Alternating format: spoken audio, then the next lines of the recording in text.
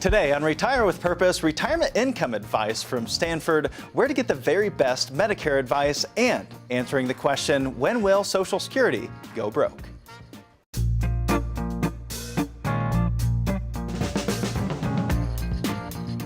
Are you prepared to retire with purpose? To retire knowing your savings is invested to meet unavoidable needs and expenses. It's not how much we make during the good times, it's how much we keep during those really bad times. Certified financial planner Casey Weade is president of Howard Bailey, an advisory firm that believes successful retirement begins with a detailed financial plan personalized to help achieve your life's purpose. Whatever risk you faced, we've got a plan. The Howard Bailey team is committed to practical financial planning so you can enjoy family and the future without uncertainty or stress. Stay tuned and learn how you too can retire with purpose. Thanks for joining us. I'm Lee Kelso here with Casey Weade, certified financial planner and the president of Howard Bailey Financial. We're beginning the program today with the thought of developing an income menu. And this is from an article in Market Watch that was included in Casey's weekend reading for retirees and pre-retirees. It's an email that you can receive on a weekly basis. He sends you out some articles and some commentary about these articles, what's important about them, why you should be thinking about them. You can sign up for it at retirewithpurpose.com, and then you'll receive that email, just one email once a week, and it's worth your time. It's good reading. And this particular article was creating an income menu that could help retirees make their savings last, something we all really worry about. Yeah, I really enjoyed this article because it addressed the issue that has been also addressed by not just Stanford in this article, as Stanford was cited, really trying to address this issue that this generation of retirees is going to have, the so-called retirement crisis that Harvard also wrote extensively about and produced a lot of research regarding what is going on with this generation of retirees. And they've started to talk about this not just by Harvard, not just at Stanford, they're not just putting out these articles there, but now it's starting to catch up in Washington at the same time. Washington's trying to reform 401ks and bring back solutions that previous generations had that help them create a sustainable retirement income that they couldn't outlive. And that is largely because of this shift that we had from defined benefit plans, which were pension plans, which your parents probably had, or your parents before them probably had, where they stepped into retirement, they had a guaranteed income stream for the rest of their lives. And those pensions, those defined benefit plans, were typically expressed as a percentage of income. So when you get to retirement, if you work for us this long, you're going to end up having 40% of your current salary replaced. So if you have a $50,000 annual income, you're going to have a $20,000 annual pension income.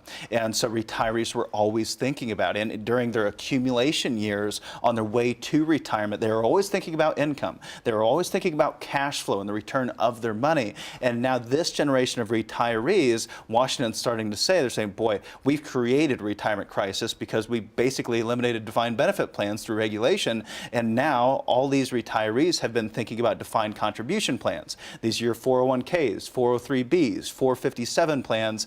And think about it, defined contribution. They defined your contribution, right? So they define how much you can possibly save each and every year. So you can save $18,500 a year into your 401k. And so you're thinking about, how can I accumulate? How can I accumulate assets and get a higher rate of return so they have as much as possible once I get to retirement? And then they might have these retirement calculators on the website that say, and this is covered in the article, they might have these retirement calculators that say, okay, if you continue saving at this rate, you get this rate of return, then you're going to be generating X amount of dollars in income as you get to retirement. But they don't tell you how to generate that amount of income once you get to retirement from this big lump sum that's been created over your lifetime. And retirees are thinking, well, I'll just use the same tools that I used to get there. I'm going to use my mutual funds. I'm going to use ETFs because that's what got me here. So why wouldn't I continue to do that on the way through retirement? And that's putting their life savings at risk. The tools that got you to retirement will not get you through retirement, especially if you're going to live a long life, or we're going to have a volatile market, or a market that didn't return over the next 20 years what it's returned over the last 50 years. Yeah, and the way things are looking, who knows on that count, right? Yeah. So then this idea of a retirement income menu comes to play. Now, what is that? Yeah, so the Stanford Center for Longevity, in conjunction and collaboration, I should say, with the Society of Actuaries, developed this income menu to help people with this transition, to start thinking about things the right way. They developed this step-by-step process that you walk yourself through that we're going to touch on here a little bit, from defining what you should be paying attention to when it comes to Social Security, creating a guaranteed income stream to cover your non-discretionary expenses, then how to use an investment portfolio to generate discretionary income that can be used for those discretionary expenses. We often talk about this as separating your paychecks and your playchecks, and we're going to get into that a little deeper here at the end of the show. So retirement income guarantee or generators, RIGs, RIGs. Right, RIGs. And this is what Stanford Center's been talking about. This is what we've talked about for a long time, is a RIG, a retirement income generator. And they define it kind of like, I mean, think about that. I love how they say menu.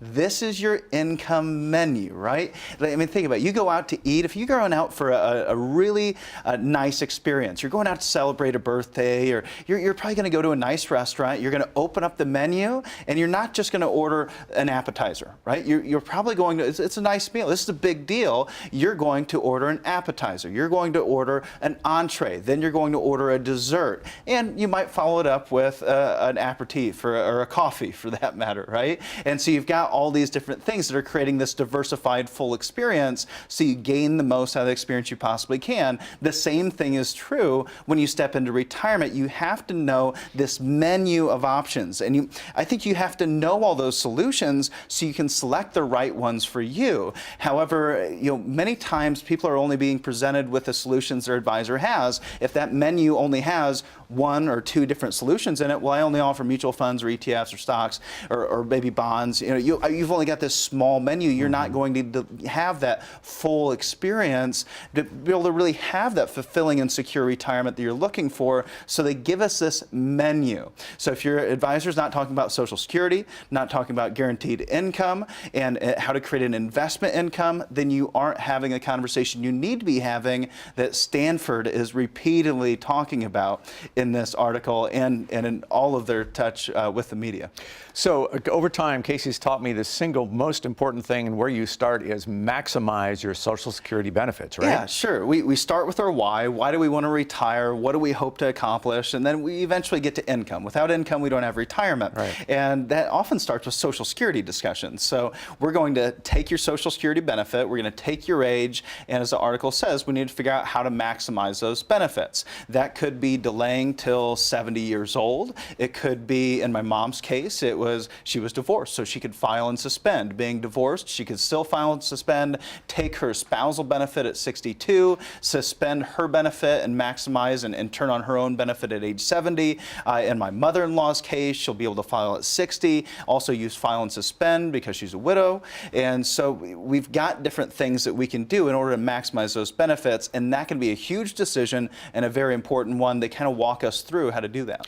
And then you have to identify where you're going to find money to fill the gap between what Social Security is going to provide and everything else you're going to need. Yeah, and need is the key word. So we identify what those paychecks are, the things we can't live without. And so the article says, figure out the Social Security, figure out the income gap, figure out what you can't live without, create a guaranteed income for that piece. And once you've created a guaranteed income to cover all those things like housing and utilities and food, to take care of the things that keep you in retirement, now maybe you've got these paychecks and things left over, so they get to retirement income menu option number 3, which is creating a systematic withdrawal for those discretionary expenses from investments. So this can be having those discussions about dividends and generating coupon payments with maybe buying investment grade bonds to cover a portion of your retirement income and setting up a systematic withdrawal that makes sense, that can fit that income gap that you have, that gets you from your paychecks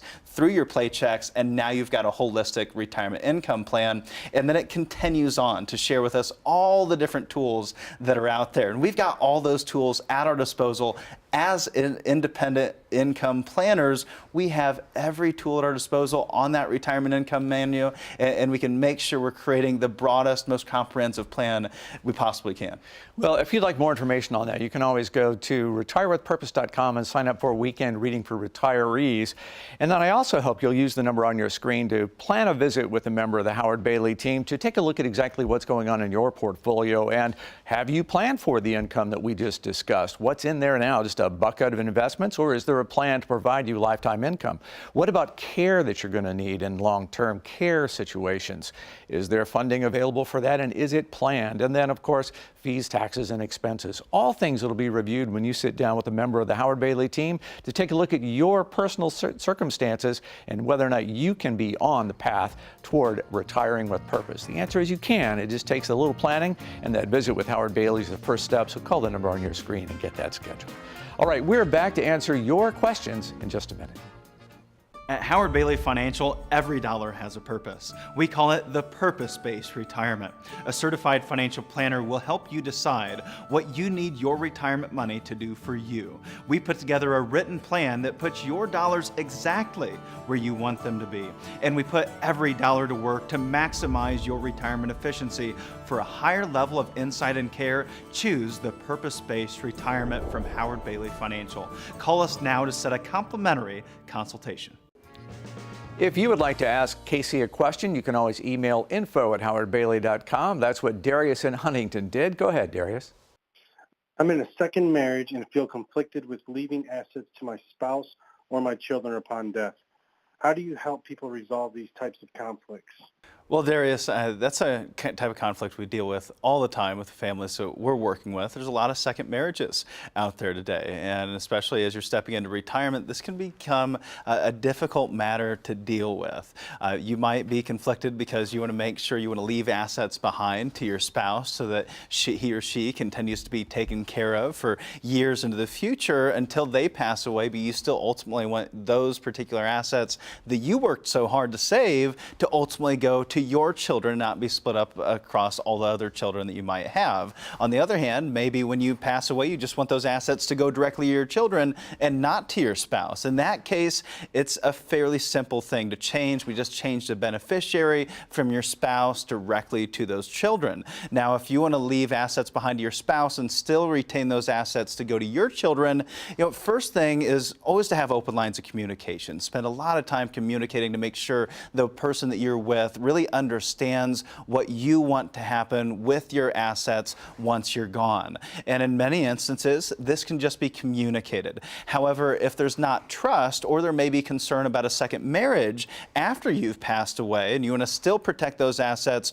from the new partner that may potentially come into the relationship, that's when we need a trust. And so that's when you might want to start evaluating things like marital trusts, also known as a trusts, where you can leave those assets that you currently have to that trust, provide your spouse with income from the trust, or even maybe access to certain amounts of the principal of that trust. And then when he or she passes away, then those assets will pass on directly to your children, and they can't go to the new partner that comes into the relationship and their children or your spouse's children. And now that spouse loses the ability to change the beneficiaries after the fact or change their mind. You've set it in stone, you've put it into a trust, and there's a lot of different types of trusts that can be used. If you don't have trust, then you need a trust, and that's when I would say it's time to sit down with an attorney. These aren't things that I would take care of with an online attorney or online law firm like LegalZoom. These are more complex decisions that you want to make sure you get right and cover all of your bases.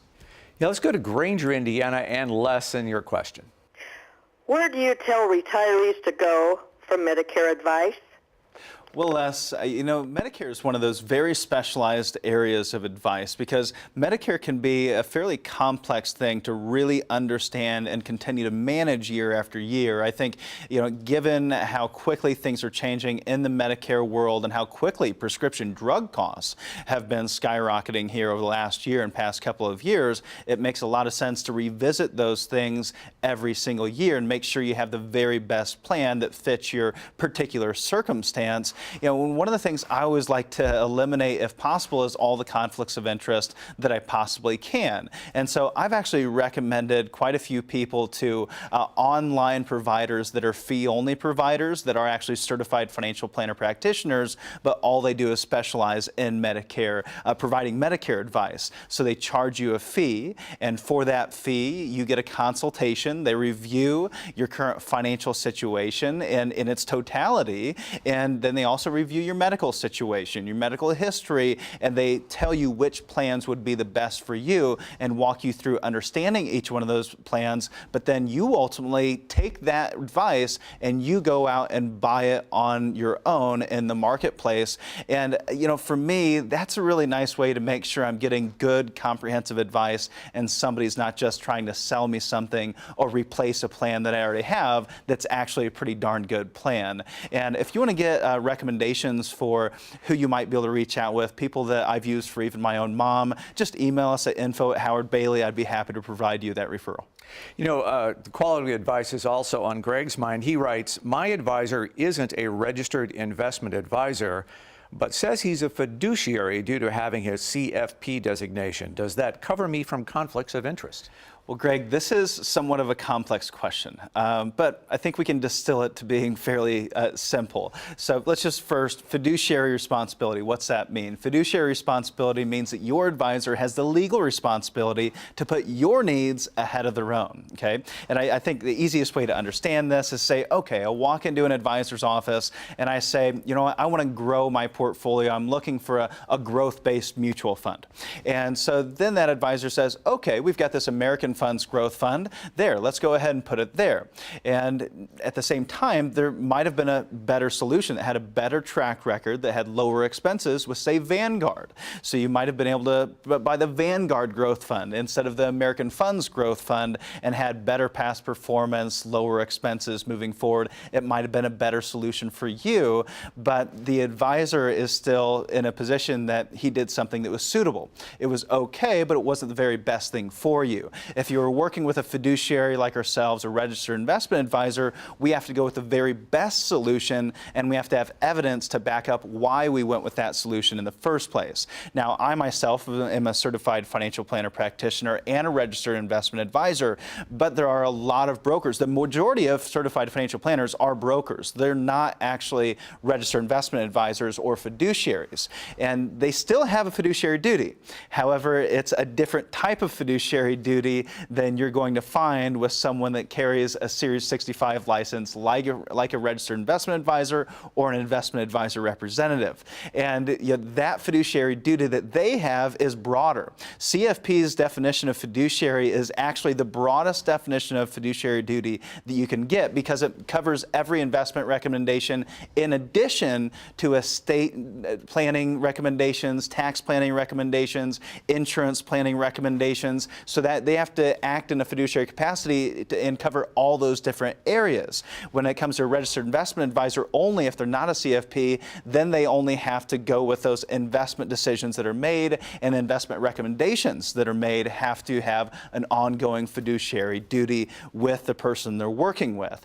And when you look at a CFP, they may have the broadest definition of fiduciary duty, but it's also the most difficult fiduciary duty to enforce because that fiduciary duty is only to the CFP board. So it's the CFP, Certified Financial Planner Board of Standards, that they have that fiduciary duty to. And the CFP Board of Standards cannot enforce any legal recourse. They can't enforce any fines. You cannot sue a financial advisor just because he violated the CFP board standards and did not act in a fiduciary capacity, because that CFP may be a broker that doesn't have a regulatory fiduciary duty like a registered investment advisor would. That RIA is going to have a fiduciary duty that can be upheld in the court of law due to the regulators that are overseeing and enforcing that fiduciary duty. So I think it's very important to both have a CFP to make sure they have that broad definition of fiduciary standard and also the broadest level of education and experience and background in conjunction with that real legal fiduciary duty that you get by working with an RIA or an IAR. So if you'd like to have someone with a fiduciary eye look through your portfolio, The number's on your screen, and that will get you to a member of the Howard Bailey team where you can schedule a visit to sit down and review exactly what's happening in your portfolio. Are you protected in some way against long-term care expenses? Is there an opportunity to create a lifetime income, one that you cannot outlive? And what about risk from the stock market? And as wild as things have been, how vulnerable is your portfolio? All things and gauges that you'll hear about as you meet with a member of the Howard Bailey team in this complimentary consultation that will help you get down the road toward retiring with purpose. All right, here's our question of the day. It has to do with Social Security. What year will Social Security go broke? The answer when we come back. At Howard Bailey Financial, every dollar has a purpose. We call it the purpose-based retirement. A certified financial planner will help you decide what you need your retirement money to do for you. We put together a written plan that puts your dollars exactly where you want them to be.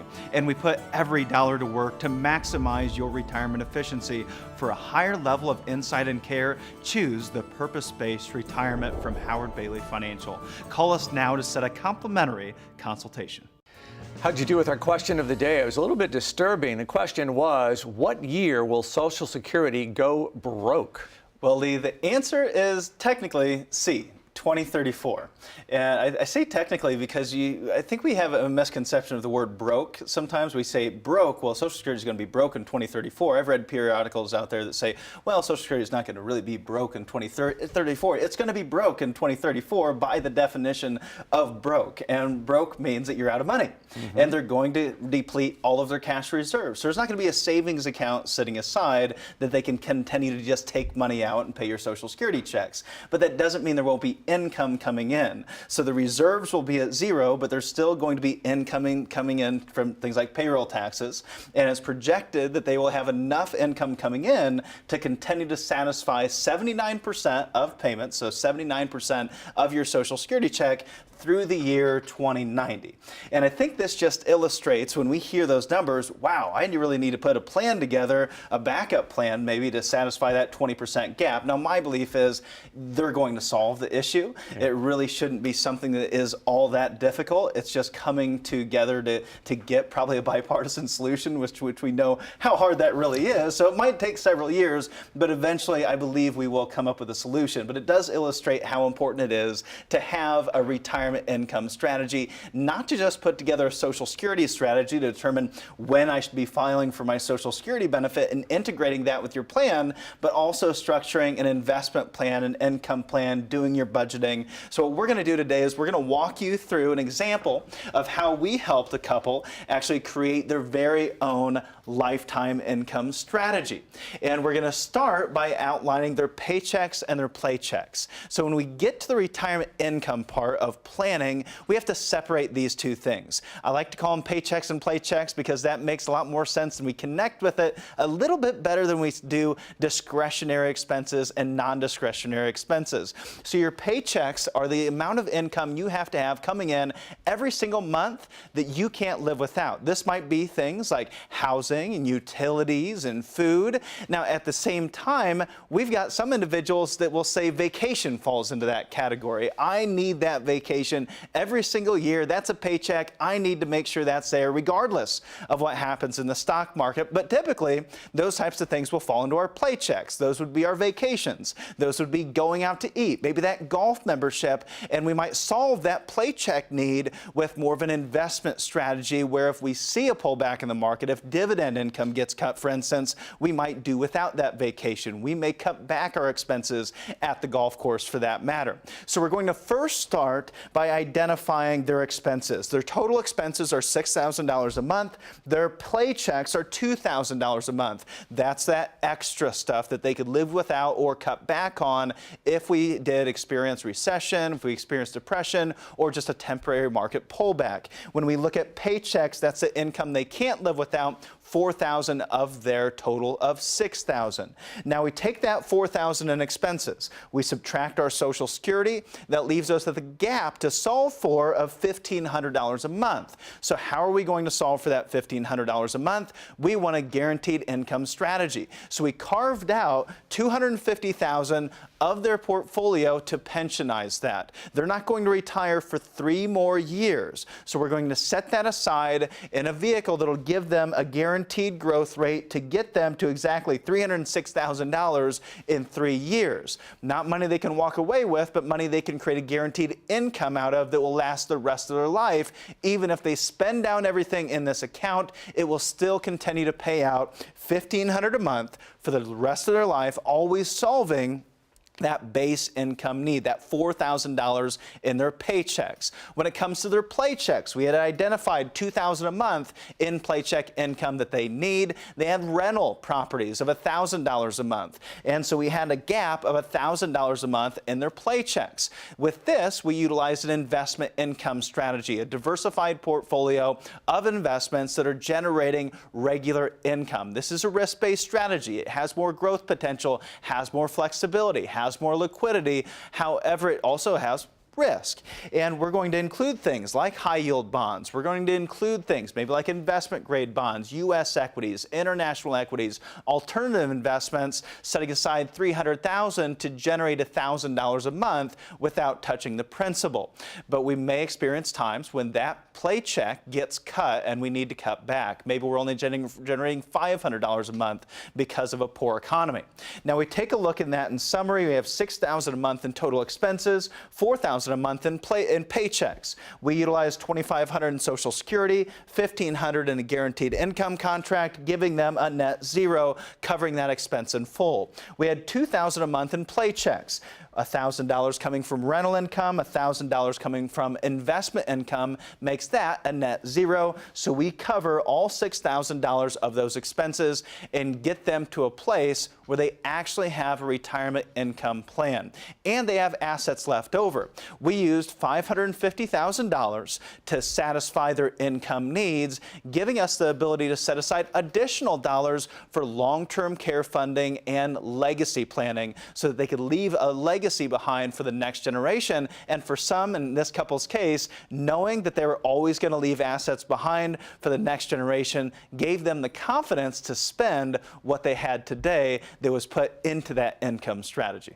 Yeah, wouldn't it feel better to know where your paychecks and playchecks are going to come from? One way you can get started down that path is to call the number on the screen and ask for a meeting with a member of the Howard Bailey team to review exactly what's happening in your portfolio. Where will the income that you need be coming from? We'll help you figure that out. Taking a look also at that long-term care need that Casey mentioned and taxes, fees, and expenses. You might be losing some progress because you're paying too much in those areas that you can avoid. So all things we'll review when you sit down in a complimentary consultation with a member of the Howard Bailey team to help you get started down the path that will lead to retiring with purpose. That's the goal of our program. We hope that we'll see you next week.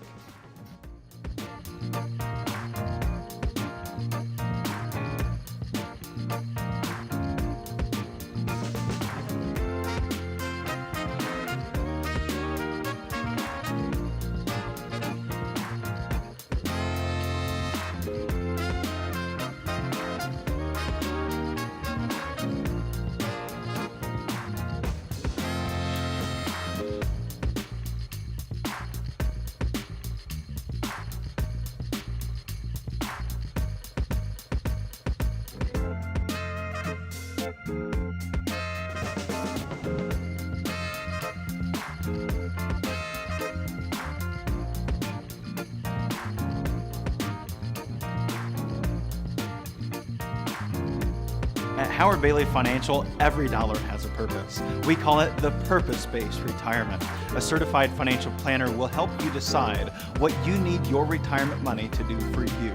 We put together a written plan that puts your dollars exactly where you want them to be. And we put every dollar to work to maximize your retirement efficiency. For a higher level of insight and care, choose the purpose-based retirement from Howard Bailey Financial. Call us now to set a complimentary consultation.